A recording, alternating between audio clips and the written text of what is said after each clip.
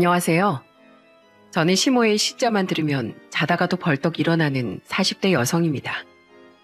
여러분, 네덜란드 속담 중에 이런 게 있다네요. 남편의 어머니는 아내의 악마다. 아들에겐 한없이 자상한 엄마여도 며느리에게는 못되게 군다는 뜻이겠죠. 역시 못된 시어머니는 만국 공통으로 어딜 가도 있나 봅니다. 그런데 시어머니라고 해서 꼭 나쁜 사람만 있는 건 아니잖아요. 제 주변에도 딸처럼 챙겨주는 좋은 시어머니 만나 행복하게 지내고 있는 친구들이 있거든요. 그런데 저는 도대체 뭘 잘못했길래 그런 못된 시어머니를 만나 있을까요? 그것도 한 번도 아닌 2번씩이나요. 특히나 그중 한 명은 저에게 어찌나 끔찍한 짓을 저질렀는지 그 생각만 하면 아직도 치가 떨립니다. 제가 오늘 여러분들에게 들려드릴 사연은 그 끔찍한 시모에 관한 이야기랍니다. 제가 그동안 어떤 일을 당했는지 그리고 어떻게 복수했는지 잘 들어주시면 좋겠습니다. 제가 첫 번째 시모를 만난 건 20대 후반대였어요. 중견기업에 다니고 있던 전 남편과 사내 커플이었습니다. 성격도 나긋나긋하고 회사에서 성실하게 일하는 모습에 반했던 것 같아요. 차도 없이 버스를 타고 다니고 옷도 수수하게 입고 다니는 걸 보니 검소한 성격인 것 같더라고요. 나중에 결혼을 결심하고 나서 물어보니 어머니가 관리하시는 통장에 돈을 많이 모아놨다고 하더군요. 전 이런 남자 결혼하면 알뜰살뜰 돈도 잘 모으고 아이도 바르게 키우면서 잘 살 수 있을 거라고 생각했습니다. 결혼식 날짜가 정해지고 시댁에서 5천만 원, 친정에서 3천만 원을 도와주기로 했습니다. 저희는 양가에서 지원받은 금액에 저희가 모은 돈을 합쳐 집을 구하러 다녔어요. 그런데 신혼집의 위치나 환경을 잘 고려해서 정하고 싶던 제 마음과는 달리 시어머니가 자꾸만 딴지를 거시더라고요. 신혼집은 무조건 시가랑 가까운 게 최고다. 어차피 결혼하고 나면 우리 집에 자주 올 거 아니냐. 제가 박박 우겨서 신혼집은 겨우 회사 근처로 구하긴 했지만 그 외에도 결혼 준비를 하는 내내 마찰이 조금씩 있었어요. 혼수를 사러 남편과 함께 돌아다니는데도 시어머니가 자꾸 따라 나와 참견을 하시더라고요. 예, 소파는 어두운 색이 최고다. 뭐 흘렸을 때 티도 안 나고 얼마나 좋니? 아, 저거 좋구나. 저 검정색 소파가 너희 집에 딱이야. 어머님, 저희 집 인테리어에 검정색 소파는 너무 생뚱맞잖아요. 그리고 저건 천으로 된 소파라서 부스러기 같은 게 사이사이 들어가면 청소하기도 힘들다고요. 그리고 이거 보세요. 허벌 벗길 수도 없게 되어 있잖아요. 이런 소파는 한번 오염되면 거의 버려야 되는데 이 돈 주고 사기엔 너무 아깝지 않나요? 그러지 말고 내 말 들어라. 그냥 저 검정색 소파로 사. 어머님, 제가 미리 봐둔 게 있어서 그래요. 이쪽으로 와서 한번 보세요. 밝은 색이긴 해도 가죽 소파라 물티슈로 닦으면 금방 지워진다고요. 내구성도 좋으니까 더 오래 쓸 수 있고요. 이것 보세요. 가격도 저렴하죠? 저도 남부럽지 않은 알뜰한 성격이라서 미리 다 알아보고 나온 거였는데 시어머니는 자꾸만 본인 말대로 하라며 고집을 부리시더군요. 세탁기는 이 제품으로 하래도 넌 왜 이렇게 말을 안 듣니? 내가 다 너희 생각해서 하는 말인데 시어머니가 하라며 해야지. 왜 이렇게 말대꾸가 많어? 시어머니의 돈 없는 참견에 점점 짜증이 났습니다. 하지만 최대한 이해해보려고 했어요. 자식을 처음 결혼시켜봐서 관심이 많으신가 보다 하고요. 그리고 앞으로 가족이 될 사이니 서로 얼굴 붉혀서 좋을 거 없다 싶었죠. 그런데 더 심각한 문제는 결혼 후에 터졌습니다. 결혼 후 생활비 관리를 해야 하는데 시어머니가 남편의 월급 통장을 주지 않는 거예요. 어머님, 이제 이 월급 통장은 제가 관리할게요. 저 주세요. 어린 네가 뭘 안다고 통장 관리를 하니? 그리고 우리 아들 통장은 어릴 때부터 내가 관리해와서 앞으로도 계속 내가 관리하는 게 얘도 편할 거다. 어머님, 저 안 어려요. 이제 내일 모레면 30살이라고요. 그리고 저 어머님이 생각하시는 것보다 돈 관리 잘해요. 적금도 꼬박꼬박 들어서 또래에 비해 돈도 많이 모아뒀고 물건 하나를 살 때도 가격 비교해가면서 알뜰하게 산다고요. 제가 결혼 전에 돈을 얼마나 모았는지 어머님한테도 다 보여드렸잖아요. 그거야 너 혼자 벌 때 얘기지. 네 남편 월급까지 합치면 돈이 얼만데 그 큰 돈을 너한테 뭘 믿고 맡기니? 요즘 젊은 여자들은 야가가지고 결혼하자마자 남편을 휘두르려고 한다던데 혹시 너도 그런 거 아니니? 내 아들 통장 홀라당 가져가서 네가 다 가지고 내 아들한텐 쥐꼬리만한 용돈만 주려고? 난 그런 꼴 절대 못 본다. 그러니까 통장을 달라니 뭐니 그런 소린 다신 하지 말거라. 시어머니의 타박에 어쩔 수 없이 남편에게 해결하라고 등을 떠미니 엄마가 지금 자기 월급 전부를 적금으로 붓고 있어서 그렇다며 3개월 뒤 적금 만기가 되고 나면 통장을 돌려받기로 약속을 받아왔답니다. 그때까지만 제 월급으로 생활비를 쓰자면서요. 그런데 통장을 받기로 약속한 날이 가까워지던 어느 날 남편이 길을 걷다 교통사고를 당하는 바람에 수술비가 필요했어요. 제가 버는 돈은 생활비로 족족 다 나가버렸고 저 역시 결혼 전 모아둔 돈이 적금에 묶여 있었기 때문에 쓸 수 있는 현금이 없었죠. 결국 전 시모에게 수술비를 달라고 얘기했습니다. 내가 그 수술비를 왜 줘야 하니? 네 남편 수술비인데 네 돈으로 하면 되지. 너 결혼 전에 모아둔 돈도 많다며. 회사에서 월급도 꼬박꼬박 받으면서 그 돈은 어디에 쓰고 나한테 와서 찾는 거냐? 어머님, 제 월급은 생활비로 다 나갔는데 제가 무슨 돈이 있어요. 어머님이 이미 이 월급을 몽땅 적금에 넣는다면서 생활비 한 푼 안 주셨잖아요. 그리고 어머님은 본인 아들이 다쳐서 수술해야 되는데 그 수술비가 아까우세요? 애초에 어머니가 번 돈도 아니시잖아요. 아니, 아들 수술비가 아깝다는 게 아니라 됐다. 주고 싶어도 못 주니까 그리 알아라. 돈이 있어야 주지 없는 걸 어떻게 달라는 거냐? 알고 보니 남편의 월급으로 적금을 들고 있다던 시어머니는 적금은커녕 그 돈을 홀라당 다 써버렸던 겁니다. 예전에 본인이 사기를 당해 대출받았던 돈을 남편 월급으로 메꾸는 걸로도 모자라 친구들을 만나 부자 행세를 하며 돈을 펑펑 쓰고 다녔더군요. 저는 겨우 50만 원도 안 들어있던 남편의 통장을 보고 허탈해서 주저앉았습니다. 그리고 시어머니에게 분노가 치밀어 올라 마구 쏘아댔죠. 어머님, 이가 본 돈 한 푼도 안 쓰고 차곡차곡 모아두셨다면서요. 곧 적금 만기된다고 했던 건 다 거짓말이었어요? 그래놓고 저한테 돈 관리를 잘하니 못하니 그러셨던 거예요? 저 이런 식으로는 결혼 생활 못합니다. 아드님 이혼시키기 싫으면 그 통장 당장 저한테 주세요. 그 일 이후 남편의 통장은 결국 제 차지가 되었습니다. 그 와중에도 남편은 엄마가 다 이유가 있어서 그랬겠지라며 바보같이 지 엄마 편을 들더군요. 그런데 통장을 가져왔어도 문제가 없어진 건 아니었어요. 이해, 너희 대파 어디서 얼마 주고 샀니? 너 또 마트에 가서 사왔지? 마트가 시장보다 비싸다고 내가 몇 번을 말해. 저 옆 동네에 있는 시장에 가면 대파 한 단에 200원은 더 싸게 살 수 있는데 넌 정말 돈 아까운 줄을 모르는구나. 기껏 내 아들 통장 가져가선 내 아들이 힘들게 번 돈을 이따위로 써? 어머님, 옆 동네에 있는 시장에 가려면 버스비가 200원보다 훨씬 더 나오는 거 모르세요? 그렇다고 걸어가면 왕복 1시간은 걸리는데 회사 다니는 제가 평일에 거길 어떻게 다녀와요? 저희 집 살림은 제가 알아서 할 테니까 어머님 신경 쓰지 마세요. 시어머니가 시시때때로 저희 집에 찾아와 냉장고와 살림살이를 뒤지며 참견을 해댈 때마다 저도 지지 않고 맞받아 쳤습니다. 저도 할 말은 하는 성격이었거든요. 그런데 시어머니는 지치지도 않는지 별것도 아닌 걸로 저를 계속 들들 볶았어요. 그런데 더 큰 문제 뭐였는지 아십니까?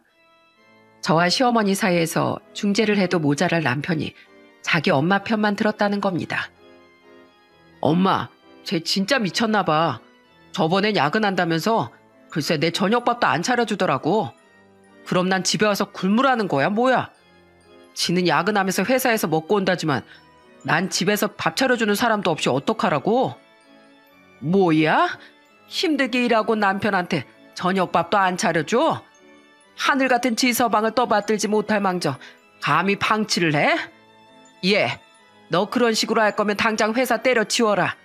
고작 그거 몇 푼 벌자고 남편 뒷바라지 내팽개칠 거면 그냥 회사 그만두고 집에 들어앉아서 살림이나 해. 엄마 조심해. 쟤 무서운 애야. 엄마가 그렇게 잔소리할 때마다 집에서 날 들들 볶는단 말이야. 저번에 뭐라는 줄 알아? 나보고 엄마가 참견 좀 안 하게 할 수 없니? 엄마가 잔소리할 때마다 머리가 폭발할 것 같다 나 뭐라나? 엄마가 다 지 생각해서 하는 말인데 지가 왜 폭발해? 하여튼 쟤 진짜 성격 더럽다니까? 결혼 후에 알게 된 남편의 마마보이 기질은 날이 갈수록 점점 더 심해졌습니다. 시어머니는 주말마다 저희 집에 찾아와 살림을 검사하고 잔소리를 해댔는데 나중엔 아예 둘이 합세해서 절 공격하더군요. 예, 넌 주말인데 일찍 일어나서 집안을 박박 닦아도 모자랄 판에 뭐하느라 책상 앞에 앉아서 컴퓨터만 하고 있니? 아유, 너 설마 주말이라고 우리 아들 아침밥도 안 챙겨주는 거 아니지? 엄마, 나 배고파. 제가 집에서 일한다고 핑계대면서 나 밥도 안 차려줘. 나보고 밥통에 있는 밥 알아서 떠먹으라는데 남편한테 너무 심한 거 아니야? 엄마 말대로 결혼하면 마누라가 끼니 때마다 오첩 반상은 대령할 줄 알았는데 난 이게 뭐야? 오첩 반상은커녕 물 한 잔으로 배 채우고 있잖아. 뭐라고? 물로 배를 채워? 예, 너 이리 나와봐라. 너 오늘 내가 아주 홍군형을 내야겠구만. 주말인데도 쉬지 못하고 밀린 회사 일을 하고 있던 전 더 이상 참을 수가 없었습니다. 저는 책상을 박차고 나가 시어머니와 남편에게 그동안 쌓여있던 말을 마구 퍼부었어요. 어머님, 진짜 너무하시네요. 그렇게 하나하나 간섭하실 거면 그냥 아들을 옆에 끼고 살지 왜 결혼시키셨어요? 아들 뒤치다꺼리할 식모가 필요하셨던 거예요? 그럼 차라리 돈을 주고 식모를 고용하지 그러셨어요. 전 어머님한테 돈도 안 받는데 왜 이런 수모를 당해야 하는 거죠? 아, 알겠네요. 식모 고용할 돈이 없어서 절 공짜로 부려먹으셨나 보네요. 이가 몇 년 동안 번 돈 어머님이 바보같이 사기당한 거 메꾸고 친구들한테 허세 부리느라 물처럼 펑펑 쓰셨잖아요. 저 이제 더 이상은 못 참아요. 돈 개념도 없는 분이 겨우 100원, 200원 가지고 저한테 이래라 저래라 하는 것도 싫고요. 30살이 넘도록 집 앞 하나 못 차려먹는 인간 뒤치다꺼리 하는 것도 지겹다고요. 그리고 너 그렇게 니네 엄마가 좋으면 니네 엄마한테 가서 살아. 왜 남의 집 귀한 딸이 나한테 들러붙어서 괴롭혀? 엄마 없으면 아무것도 못하는 마마보이 주제. 그 나이 먹고 이렇게 사는 거 너 창피하지도 않아? 누가 보면 네 나이가 32살이 아니라 2살밖에 아가인 줄 알겠어. 왜? 아예 네 엄마한테 우유도 먹여주고 똥기저기도 갈아달라고 하지 그래? 너 하는 걸 보니 정신 연령이 딱 2살 수준이던데. 난 내 배 아파 난 자식도 아닌데 너처럼 덩치만 큰 애기 못 키워. 그러니까 평생 엄마 품에 안겨서 젖이나 먹으면서 살아. 이혼해. 저는 그렇게 말하고 짐을 챙겨 집을 박차고 나왔습니다. 정말 다행이었던 건 남편과의 사이에서 자식이 없었다는 점이었어요. 덕분에 빠른 시일 내에 이혼이 마무리될 수 있었으니까요. 이 사람과 결혼하면 평생 행복하게 살 줄 알았는데 고작 1년 6개월 만에 파탄이 나버리다니. 이럴 줄 알았으면 혼인신고를 하지 말 걸 그랬다는 생각도 들었습니다. 괜히 이상한 놈한테 잘못 걸려 이혼녀 꼬리표를 달게 되었으니까요. 이혼 후 저는 전 남편과 같은 회사에 있는 것도 싫어 이직을 했습니다. 다행히 더 좋은 조건으로 가게 되어 만족스러웠어요. 그리고 평소에 관심 있던 꽃꽂이도 배우고 운동도 하면서 저만의 시간을 즐겼습니다. 이혼 후 1년이 지났을 땐 여름 휴가 때 혼자서 제주도로 훌쩍 떠났습니다. 천지연 폭포 아래쪽에서 해녀분들이 직접 잡아서 파는 소라랑 전복회를 먹었는데 어찌나 맛있던지 이런 게 천국이구나 싶더군요. 혼자가 된 제 삶에 만족하며 살던 어느 날 친정아빠와 함께 등산을 갔어요. 산 정상에 올라 눈앞에 펼쳐진 풍경을 보고 있자니 가슴이 뻥 뚫리는 기분이 들더라고요. 그런데 그때 옆에 있던 아빠가 하늘을 향해 소리쳤어요. 야호! 미소를 지으며 절 돌아보는 아빠의 얼굴을 보자 용기가 샘솟더군요. 전 아빠를 따라 두 손을 앞으로 모은 채 크게 외쳤습니다. 야호! 난 실패자가 아니다. 난 혼자서도 잘 먹고 잘 살 거다. 난 할 수 있어. 속 시원하게 지르고 나니 왈칵 눈물이 쏟아질 뻔했어요. 아빠는 그런절 말없이 안아주며 등을 토닥여 주시더군요. 그 후로 저는 더욱더 힘내서 열심히 살아갔습니다. 그때 산 정상에서 속에 쌓여있던 걸 다 풀어내서 그런지 하는 일마다 다 잘 풀리더라고요. 회사에서는 업무 능력을 인정받아 승진을 했고 월급도 많이 올랐죠. 그렇게 좋은 일만 생기다 보니 평생 없을 것 같던 사랑이 제게 다시 한번 찾아오더군요. 제가 막 30대 후반이 되던 그때 볼링 동호회에서 마음이 잘 맞는 남자를 만나게 되었어요. 전 남편과는 달리 부모한테 의존하는 것 같지도 않고 듬직해 보이는 남자였죠. 그도 저처럼 이혼남이었는데 전처가 다른 남자 바람이 나서 이혼을 했다고 하더라고요. 저는 이 사람이라면 다시 한번 행복한 가정을 꿈꿔봐도 되겠다 하는 마음에 재혼을 하게 되었어요. 남편에게 전처와의 사이에서 낳은 8살짜리 아들이 있긴 했지만 문제가 되진 않았죠. 아이는 시어머니가 맡아서 키우고 있었는데 정말 예쁘고 착한 아이였거든요. 경수야, 인사해. 아빠랑 결혼할 사람이야. 이제 네 새엄마가 될 거야. 안녕하세요, 아줌마. 아줌마라니 엄마라고 해야지. 아니야, 여보. 처음 보는 아줌마한테 엄마 소리가 처음부터 그렇게 쉽게 나오겠어? 경수도 적응하려면 시간이 좀 걸릴 테니까 기다려주자. 나도 우리 경수랑 친해진 다음에 엄마 소리 듣고 싶어. 아직 8살밖에 안 된 아이인데 갑자기 모르는 여자를 엄마라고 부르라고 하니 얼마나 혼란스러웠을까요? 저는 아이가 마음을 열 수 있도록 천천히 다가가면서 기다려 주었습니다. 그리고 남편과 재혼한 지 2달쯤 되던 어느 날 평소처럼 주말이 되어 경수가 있는 시댁에 찾아갔어요. 경수야, 잘 있었어? 오늘은 아줌마가 경수 좋아하는 과자랑 아이스크림 많이 사왔어. 그런데 한 번에 다 먹으면 이빨 썩고 배탈 나는 거 알지? 그러니까 하루에 하나씩만 천천히 먹어야 돼. 알았지? 우와, 맛있겠다. 감사해요, 엄마. 뭐라고? 엄마? 경수야, 너 지금 나한테 엄마라고 한 거니? 다시 한 번만 말해봐. 나한테 엄마라고 부른 거 맞지? 재혼한 지 2달 만에 저를 엄마라고 불러준 경수의 모습에 그만 눈물이 왈칵 쏟아지고 말았습니다. 그동안 이 어린 것이 마음에 상처를 입지 않도록 부단히도 노력을 많이 했는데 그런 제 마음을 알아주어서 너무 고맙더라고요.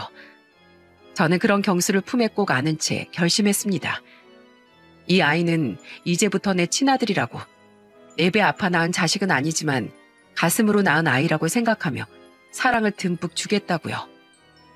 그 후 경수는 정말 절 친엄마처럼 대하며 따랐습니다. 오히려 친아빠인 남편보다 절 더 좋아할 정도였어요.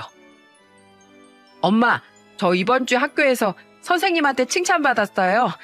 받아쓰기도 100점 맞고 그림도 잘 그린다고 선생님이 저보고 너무 기특하대요. 제 짝꿍도 제가 그림을 잘 그려서 부럽대요. 그래서 친구가 미술 숙제하는 것도 도와줬어요. 저 잘했죠? 경수는 시어머니가 돌봐주고 계셨기 때문에 비록 주말에 밖에 만나지 못했지만 저는 경수와 주말을 함께 보내며 점점 애틋한 모자 사이가 되어갔죠. 그런데 어느 날 감기 몸살에 걸려 끙끙대며 누워있던 경수가 그러더라고요. 엄마, 저 안 버릴 거죠? 챙겨주기 귀찮다고 버리고 갈 거 아니죠? 엄마, 저도 다른 애들처럼 엄마가 필요해요. 제발 절 버리지 말아주세요. 네?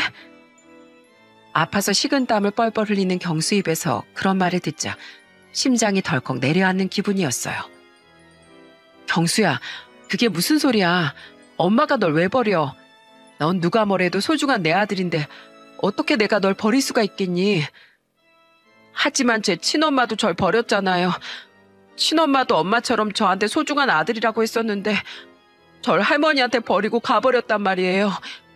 그런데 엄마는 안 그럴 거죠? 정말로 저 버리지 않는다고 약속하시는 거죠? 바람나 이혼한 친엄마에 대한 상처가 얼마나 컸으면 그런 말을 하는지, 이 어린아이가 느꼈을 그 고통을 생각하니 저는 정말 가슴이 찢어지는 것 같았습니다. 아니야, 경수야.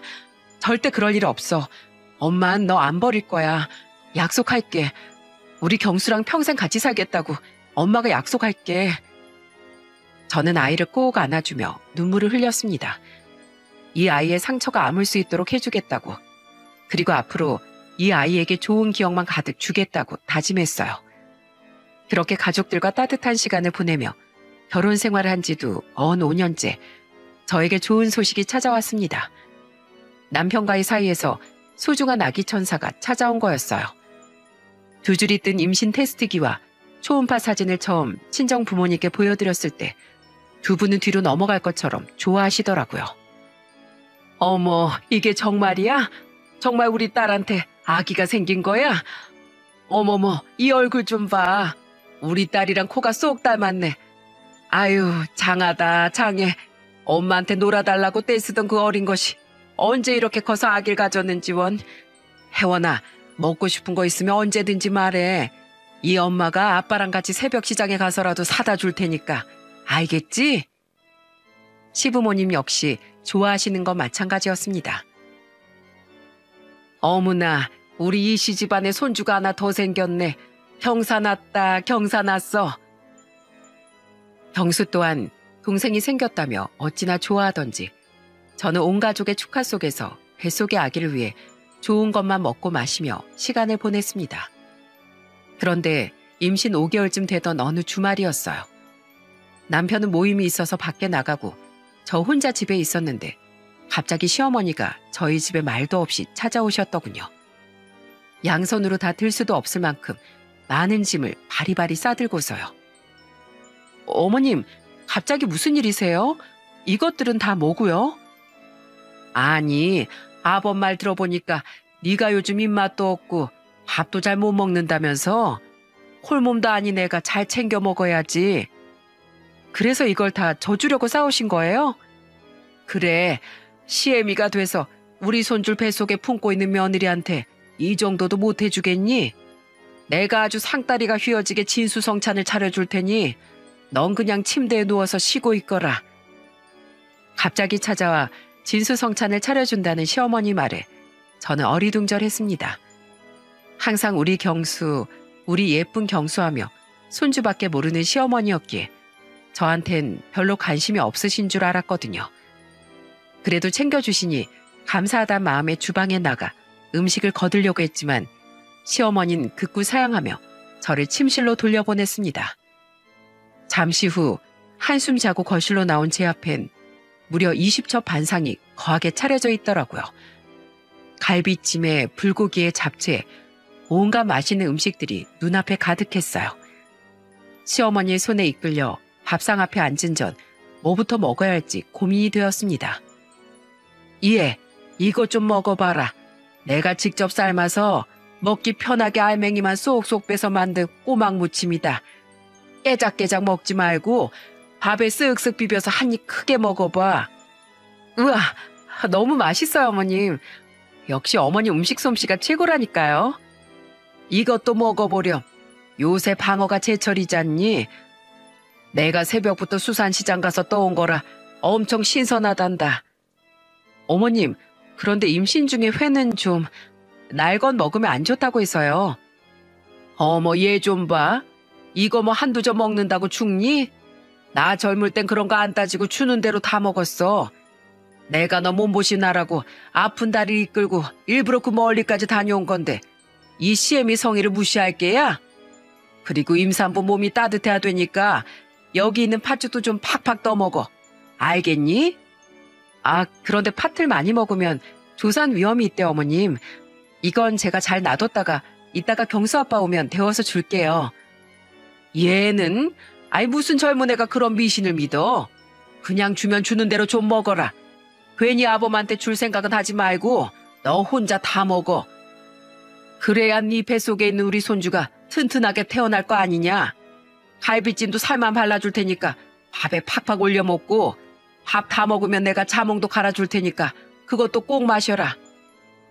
시어머니가 차려준 음식엔 임산부가 먹으면 안 좋다고 알려진 음식들도 꽤 있었지만 옛날 분이시니 그런 건 잘 모르시나 보다 하고 생각했습니다. 그래서 그런 건 최대한 피해서 안 먹으려고 했는데 억지로 제 입에 막 집어넣어 주시더라고요. 조금 걱정되긴 했지만 그래도 이번 한 번뿐인데 뭐 큰일이야 있겠나 싶었습니다. 굳이 절 생각해서 이렇게 진수성찬을 차려주셨는데 기분이라도 맞춰드리자는 생각에 그냥 꾸역꾸역 먹었죠.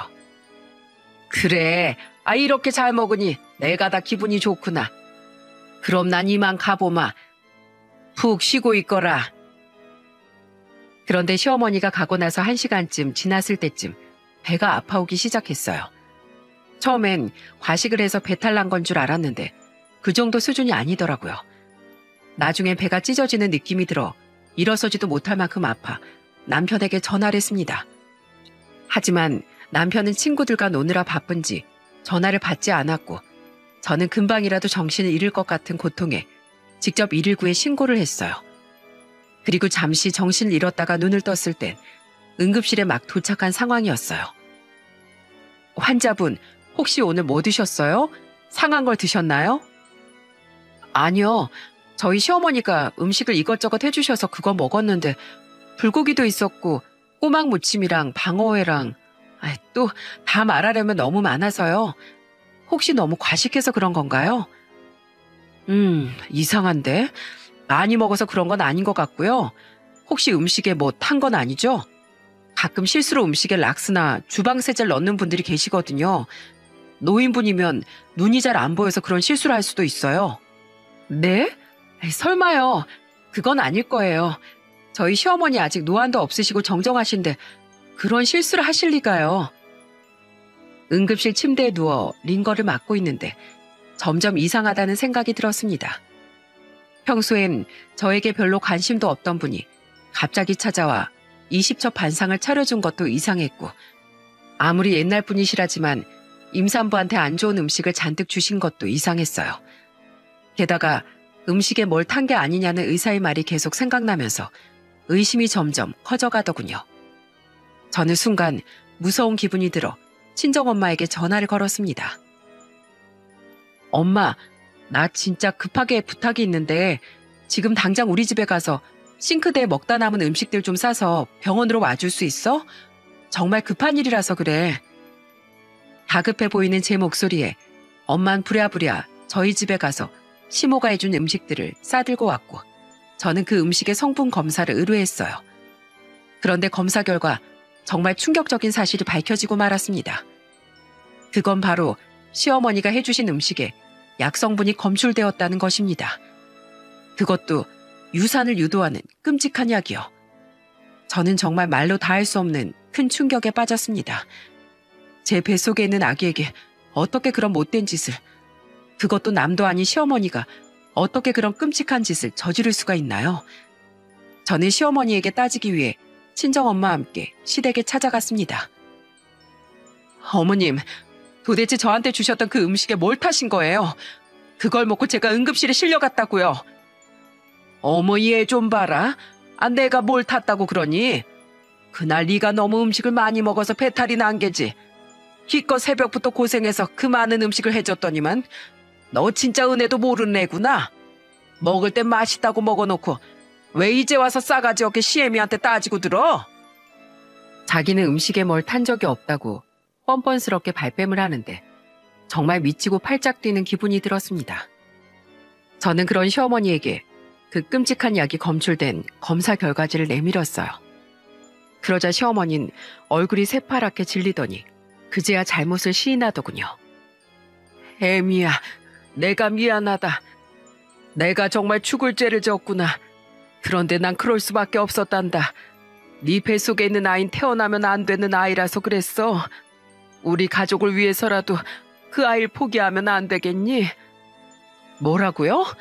태어나면 안 되는 아이라고요? 어머님, 그게 도대체 무슨 소리세요?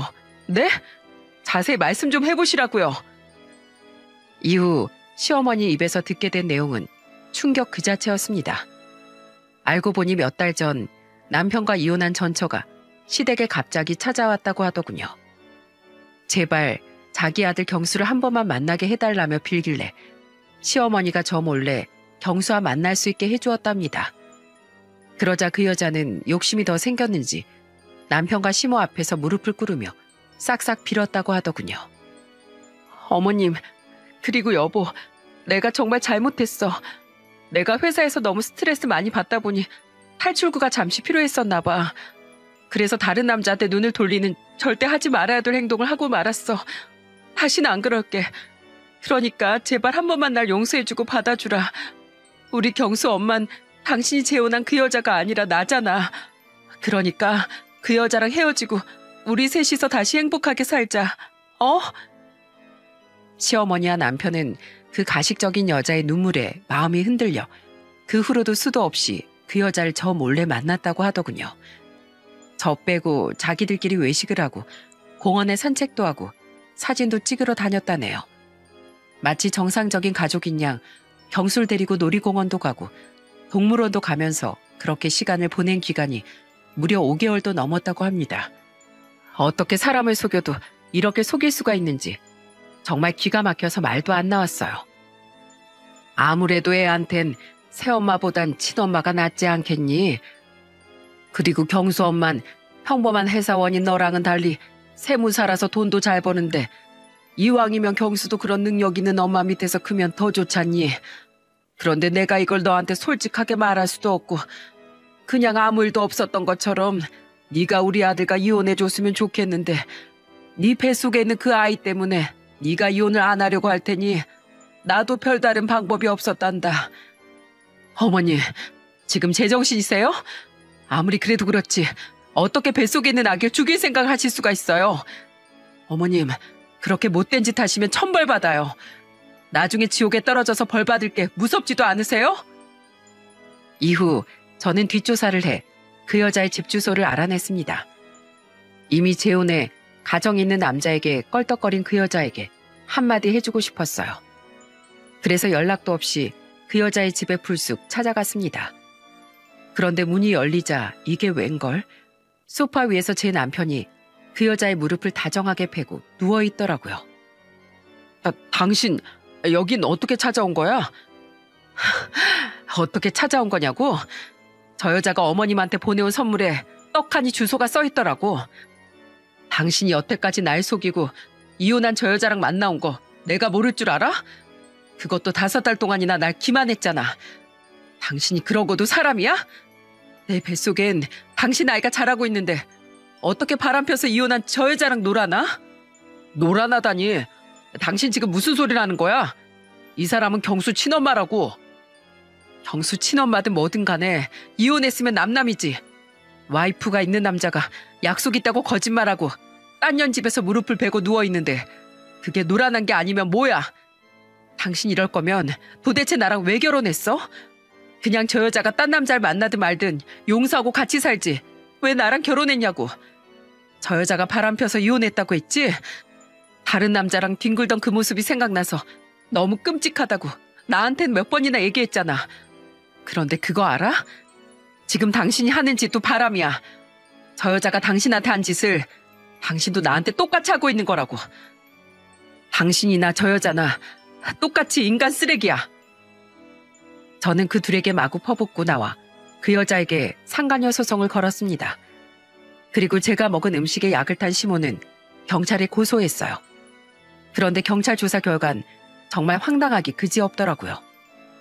제가 그걸 먹고 배가 아프긴 했지만 실질적으로 피해본 게 별로 없고 결정적으로 유산도 되지 않았기 때문에 고작 벌금형이 달합니다. 들어있던 약성분도 소량에 불과했다면서요.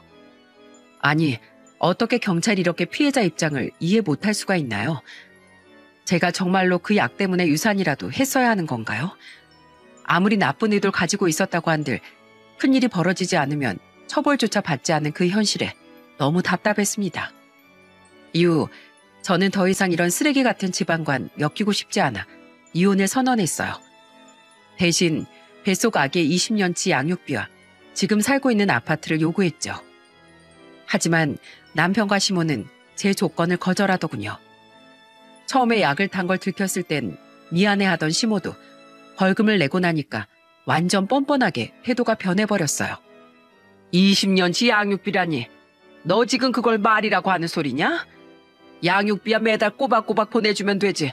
무슨 날강도도 아니고 어떻게 20년치를 한꺼번에 달라고 하니? 제 아이를 죽이려고 했던 사람들인데 제가 뭘 믿고 양육비를 매달 받겠어요? 처음 한두 달만 주고 안 주게 뻔한데. 그리고 남편도 없이 저 혼자 아이 키우려면 회사도 못 다니는데 이렇게 피해를 주셨으면 당연히 집세 걱정 없이 살 수 있게 이 집도 절 주셔야 하는 거 아닌가요? 지금 이 이혼의 기책 사유는 당신들이라고요. 하지만 워낙에 뻔뻔한 사람들이라 제가 아무리 말해봤자 소용이 없었습니다. 그렇다고 약속도 안 지킬 게 뻔한 저 사람들에게 꼴랑 위자료 몇 푼만 받고 이혼하긴 너무 억울했어요. 그래서 저는 복수를 하기로 마음먹었습니다. 돈도 받아내고 저 인간들을 혼쭐 낼 수 있도록 말이죠. 그런데 평생 나쁜 짓은 안 하고 살아와서 그런지 어떻게 복수해야 할지도 막막하더라고요. 한참을 고민하던 끝에 제가 생각한 방법은 바로 눈에는 눈, 이에는 이였습니다. 시모의 생일 하루 전날 저는 미역국을 한 냄비 끓여 설사약을 잔뜩 탄 후 시댁에 배달시켰어요. 그리고 냄비 위에는 예쁜 쪽지도 붙여두었죠. 어머님, 생신 너무 축하드려요. 생신 당일에 직접 가서 미역국을 끓여드리고 싶었는데 내일은 일이 너무 바빠 못 올 것 같아서 미리 끓여놨어요. 소고기도 듬뿍 넣었으니 경수 아빠랑 두 분이서 맛있게 드세요. 첫째 며느리가. 그리고 저는 아무것도 모르는 척 시댁에 찾아갔습니다. 경수에게는 친구들과 나가 놀라고 용돈을 쥐어준 후 시모와 남편이 어떻게 행동하는지 지켜봤어요. 그런데 정말 웃기게도 시모는 그 미역국이 전 며느리가 보낸 건 줄 알고 기뻐하더라고요. 예, 이것 좀 봐라. 돈도 잘 버는 애가 시어머니를 이렇게 끔찍이 챙긴다. 그런데 넌 도대체 뭐니? 임신했단 핑계로 빈둥거리기나 하고. 그러니 다시 말하는데 지금이라도 내 아들이랑 갈라서라. 그 앤 이제 지울 수도 없으니 나오면 우리한테 보내고. 참, 넌 어차피 기분 나빠서 이거 안 먹을 거지? 그냥 우리끼리 먹으마. 저는 소파에 앉아 남편과 시모가 미역국을 맛있게 먹는 모습을 지켜봤어요. 안에 설사약이 든 줄도 모르고 두 그릇이 퍼먹는 모습이 참 우습더군요. 그리고 잠시 후 표정이 안 좋아진 시모가 배를 부여잡고선 화장실로 달려갔습니다. 화장실 안에선 천둥이라도 치는 듯 요란한 소리가 울려 퍼지더군요. 엄마, 아직 멀었어? 빨리 좀 나와봐. 나도 배가 아파 죽겠단 말이야. 남편의 시모가 화장실에 들어간 지 1분도 지나지 않아 빨리 나오라며 화장실 문을 쿵쿵 쳐댔습니다. 두 손으로 엉덩이를 움켜잡은 채 괴로워하는 그 모습을 보자 피식 웃음이 나왔어요. 엄마, 빨리 좀 나오라니까. 나 진짜 바지에 쌀 것 같단 말이야. 아니면 화장실 바닥에 쌀 테니까 문이라도 좀 열어줘. 잠시 후 화장실 문이 열리고 남편이 그 안으로 들어갔지만 이번엔 반대로 시모가 다급하게 화장실 문을 두드리기 시작했습니다. 이에 친모가 이 문 좀 열어봐라. 얼른. 아이, 엄마 왜 그래. 나 아직 멀었단 말이야. 밖에 상가에 가서 싸면 되잖아. 아, 이놈의 자식이. 엄마가 배가 아파 죽겠다는데 그게 할 소리야? 상가까지 5분은 걸어가야 되는데 어떻게 가라는 말이야? 아유, 경수 엄만 도대체 미역국에 뭘 넣었길래 이 난리가 난 거야? 아이고 배야. 진모가 어서 나오라니까. 어서. 그 둘은 10번도 넘게 화장실을 들락날락거린 후 탈진했는지 바닥에 털썩 드러눕더군요. 저는 그런 그들에게 다가가 비웃으며 말했습니다. 바보 같은 인간들. 재밌는 거 알려줄까요? 그 미역국 사실 내가 보낸 거예요. 뭐라고? 경수 엄마가 보낸 게 아니라 네가 보낸 거라고? 그런데 쪽지에 첫째 며느리라고 써 있었는데. 저 첫째 며느리 맞잖아요. 저 인간이 이 집안의 유일한 아들이니까 제가 첫째 며느리죠. 그 여자 며느리도 아니고 그냥 이혼한 남일 뿐이고요. 제가 뭐 틀린 말 했나요? 임신한 절 유산시키려고 음식에 약을 타는 그 못된 짓걸 해놓고서 똑같이 당해보니까 어때요? 평생 나쁜 짓은 안 하고 살던 전데 막상 해보니까 뭐 나쁜 짓도 할만하더라고요. 당신들이랑 똑같은 사람 되는 건 싫지만 역지사지가 안 되는 인간들이니 이것밖에 방법이 더 있겠어요? 아, 맞다. 중요한 걸 말 안 했네. 당신들 뱃속에 아이가 없으니 유산되는 약은 소용이 없잖아요. 그래서 제가 다른 걸 넣었어요. 뭐? 다른 걸 넣었다고? 설마 우릴 죽게 하는 그런 약이라도 넣었다는 거냐? 글쎄요. 뭘 넣었는진 차차 두고 보면 알겠죠. 이 천인공노할 몹쓸년, 네가 감히 우릴 죽이려고 이런 짓을 꾸며? 아이고 진모가, 내가 며느리 잘못 들여서 제명을 다하지도 못하고 죽게 생겼구나. 이걸 어찌하면 좋을꼬. 왜요? 죽는 건 무섭나 보죠? 그럼 이렇게 하세요. 제가 전에 말했던 이혼 조건 군말 없이 받아들이세요. 20년치 양육비와 이 아파트, 그거면 목숨값이랑 교환할 만하잖아요. 이 미친 것이, 내가 그 큰 돈을 너 같은 못된 년한테 줄 것 같으냐? 절대 못 준다. 절대 못 줘. 네가 아무리 미역국에 독약을 탔어도 병원에 가서 치료하면 그만이야. 그러니까 그 돈은 꿈도 꾸지 말거라. 그 후 시모와 남편은 병원에 갔고 제가 넣은 게 설사약이라는 걸 알게 되었어요. 그리고 제가 시모에게 그랬던 것처럼 똑같이 저를 경찰에 신고했어요. 하지만 전 아무런 처벌도 받지 않았습니다. 유산시키는 약을 타도 겨우 벌금형밖에 안 받는데 그 설사약 조금 탔다고 무슨 처벌을 받겠어요? 저는 씩씩대며 분해하는 그들한테 똑똑히 말했습니다. 아직도 제가 말한 이혼 조건을 받아들이지 못하시겠다고요? 그럼 전 절대로 이혼해줄 생각 없는데 괜찮으시겠어요? 이번에 설사약이었지만 다음번에 무슨 약이 될 줄 알고요? 생각보다 간이 되게 크시네요. 물론 그 말은 시모를 협박하기 위한 빈말이었습니다. 아무리 제가 시모와 남편에게 악감정이 있다고 해도 설마 정말로 사람을 죽이는 약을 먹이겠어요? 저는 뱃속에 있는 아기도 아무렇지 않게 죽이려고 하는 시모랑은 전혀 다른 사람이거든요. 그런데 그들은 제 말이 진심처럼 느껴졌는지 얼굴이 하얗게 질려선 손을 바들바들 떨더군요. 그동안 할 말 다 하면서 몇 번 무섭게 쏘아댔더니 한다면 하는 애라고 생각했나 봐요. 알았다. 네가 원하는 대로 해주마. 그러니 제발 다시 우리 앞에 나타나지 말아다오. 제발 부탁이다. 결국 저는 설사약이라는 기발한 아이디어 하나로 20년치 양육비 전부와 아파트를 받고 시원하게 이혼할 수 있게 되었답니다. 그 후 저는 그 아파트를 팔고 회사 근처에 집을 새로 얻었어요. 그리고 그곳에서 아이를 낳고 친정 부모님과도 자주 만나며 행복하게 지냈답니다. 그렇게 시간이 흘러 그때 낳은 딸아이가 벌써 2살이 되었네요. 전 남편을 닮은 구석이 조금 있긴 했지만 그래도 제가 낳은 아이라서 그런지 한없이 예쁘기만 하더라고요. 아이가 까르르 웃는 모습을 볼 때마다 가슴이 충만해지는 기분이 들곤 해요. 그런데 이렇게 행복하게 지내던 와중에도 문득문득 생각나는 얼굴이 있었답니다. 그건 바로 제가 가슴으로 낳은 아들 경수였어요. 전 남편과 이혼 도장을 찍고 시댁에 마지막으로 들렀다가 나오던 날 경수가 제 손에 작은 쪽지 한 장을 쥐어주더군요. 그 쪽지엔 이런 내용이 써 있었습니다. 엄마, 우리 할머니랑 아빠 때문에 그동안 너무 속상하셨죠? 아빠랑 할머니는 제 친엄마 편이었지만 전 항상 마음속으로 엄마를 응원했어요. 엄마가 없어 쓸쓸해하던 어린 절 누구보다도 따뜻하게 안아주셨잖아요. 엄마, 다음에 길에서 마주치게 되어도 또 엄마라고 불러도 될까요? 이젠 아줌마라고 부르라고 하셨지만 그러고 싶진 않아서요.